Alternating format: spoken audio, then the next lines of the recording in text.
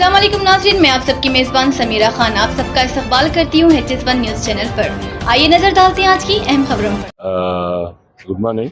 एक Shrikant head constable उन्होंने guard in charge है या कबूतर खाने पे हमारे पुलिस आउटपोस्ट में उन्होंने गार्ड इंचार्ज है।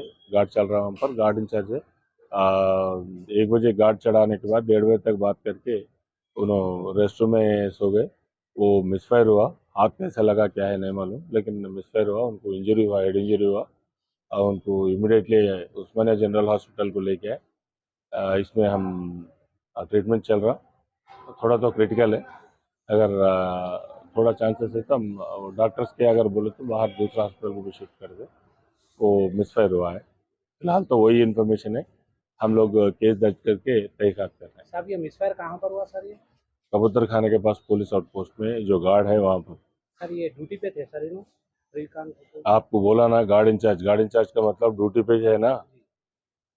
Right, thank you. ओके, शुक्रिया।